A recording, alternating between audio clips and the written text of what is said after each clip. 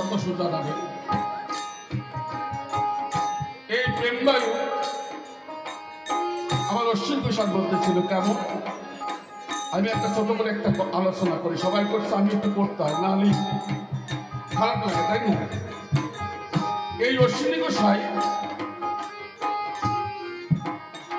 কিন্তু আমরা অনেকে জানি একটা সন্তান ছিল না, অশ্বিনী গোসাই কিন্তু একটা ছেলে একটা মেয়ে ছিল, এক ছেলে এক মেয়ে ছিল। মেয়ের বয়স যখন ৮, ছেলের বয়স যখন ১.৫, কি বললো আপনাদিকে তাই অশ্বিনী গোসাই সংসার পরিত্যাগ করে চলে গেছে ভাই। এদিকে অশ্বিনী গোসাই বাবা কার্তিক বৈরাগী বৃদ্ধ হয়ে গেছে, সংসার চালানোর কায়দা নেই। অশ্বিনী গোসাই যে খুঁজে পায় না, সংসারের একমাত্র উপার্জন লোক ছিল অশ্বিনী গোসাই। কবি গানটা নিয়ে যা উপার্জন করতো তাই যে টুকটাক করে সংসার চলতো, ভক্তদের সাহায্য করতো। তা খুঁজে খুঁজে না পেয়ে ওই অশ্বিনী গোসাই ঘুরতে ঘুরতে কিন্তু একদিন গুরুসাদের কাছে গেছে, গুরুসাদের বাড়ি। যেদিন গুরুসাদের বাড়িতে অশ্বিনী গোসাই গেছে ঠিক তার আগের দিন অশ্বিনী গোসাইয়ের স্ত্রী অশ্বিনী গোসাইয়ের মা অনাহারে অনেক দিন অতিবাহিত করে, দিনের পরে দিন ধর্মসার হয়ে গেছে শরীর। কি বলছে আপনাদের কাছে?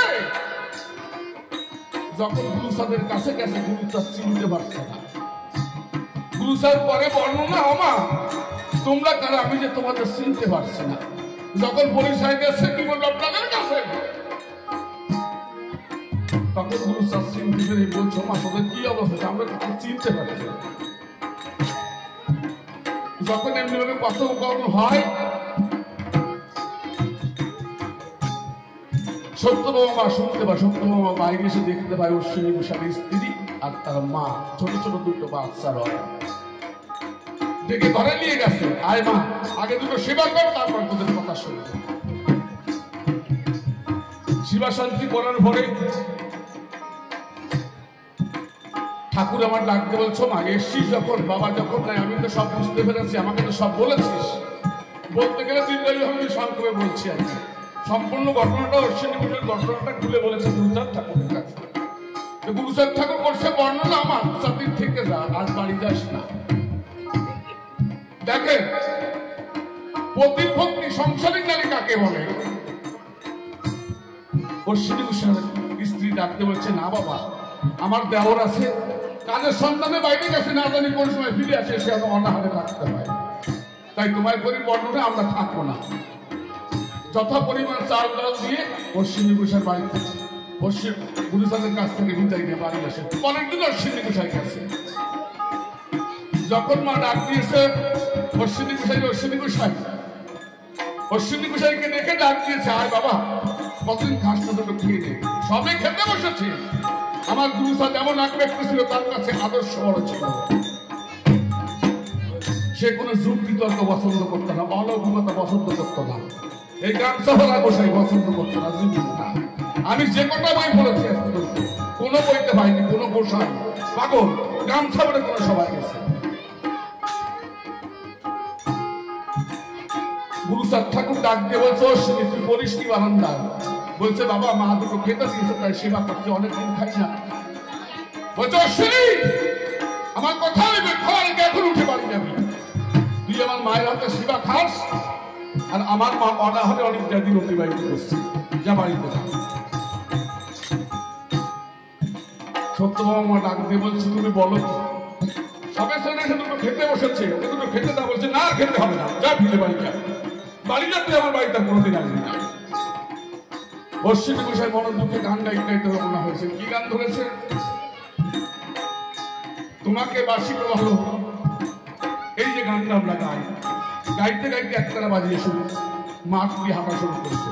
হঠাৎ শুনতে পায় পাশের গ্রাম নারকেল বাড়িতে মহানন্দ হালদারের বাড়িতে অনুষ্ঠান। মহানন্দ হালদারের বাড়িতে অনুষ্ঠান সেরে পাশের বাড়ি এক রমণী লয়, এই উত্তরিতা গোপীর ভজন কোন জায়গা থেকে শুরু হয় আমি একটু ইঙ্গিত দিয়ে যাই। সেই মহিলার স্বামী মারা গেছে, 3 বছর হয়ে গেছে, মাত্র 2 বছরে একটা বাচ্চা হয়। যখন অনুষ্ঠানের আয়োজন করেছে অশ্বিনী গোসাইকে নিমন্ত্রণ করেছে, কোথায় ঝড় বৃষ্টি মেঘ ছিল একবারে নেমে এসেছে। যখন ঝড় বৃষ্টি নেমে এসেছে লোক আর বেশি আসে নাই, 2-4 জন এসেছে। তাদের নিয়ে অনুষ্ঠান করছে। অনুষ্ঠান যত সময় যখন সম্পন্ন হয়েছে 10-11টার দিকে বৃষ্টি আরো প্রবল বেগে দিয়েছে, আর বাড়ি থেকে বেরোনোর জায়গা নাই। বাড়ির কাছে যে 5-6 জন ছিল চলে গেছে। আমার অশ্বিনী গোসাই একতারা দিয়ে বসে আছে।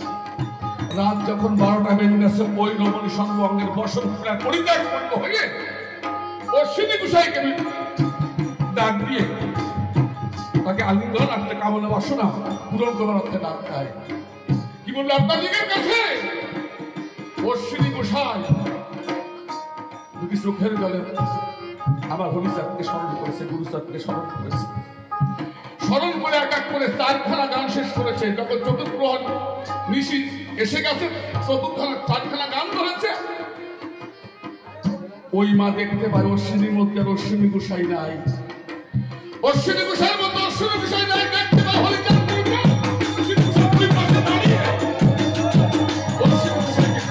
বসে হয়। ওই মা কামনা বাসনা পরিত্যাগ করে, ওই মা কামনা বাসনা পরিত্যাগ করে অশ্বিনী গোসাই নাম করতে পায়।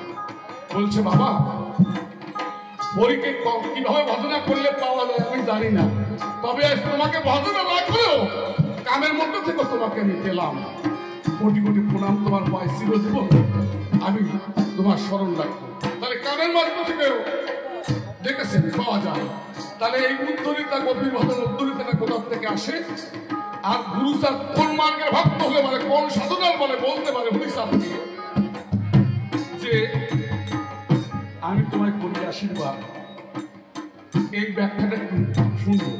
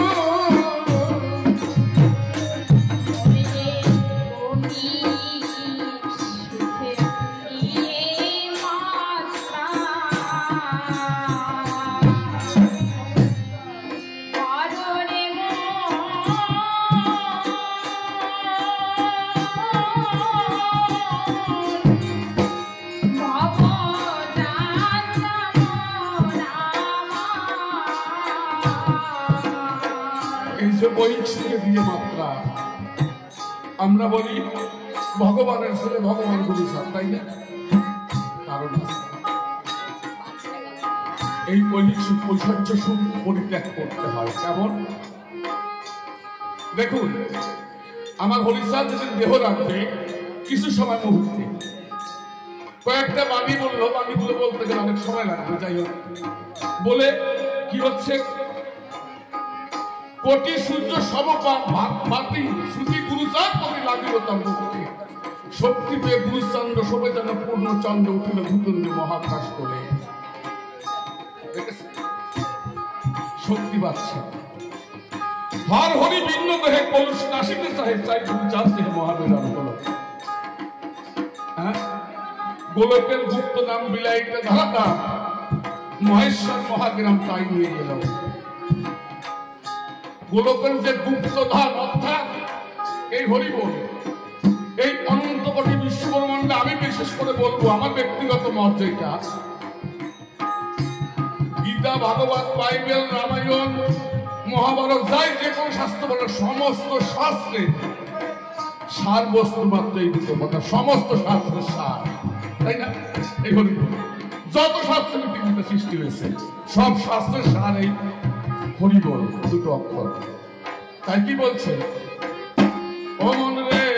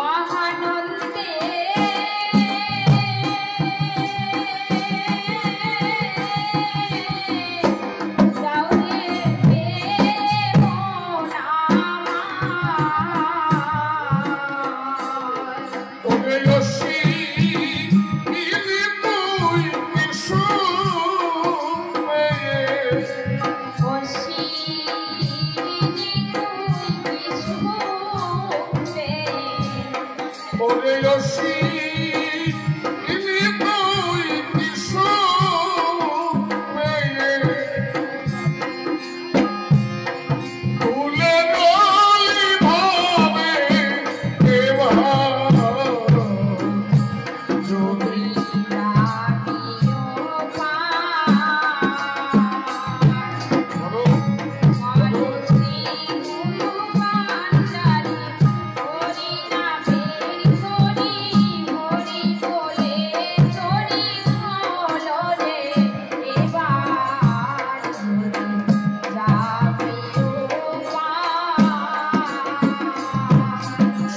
নমস্কার, বলতে প্রার্থনা করতেছি।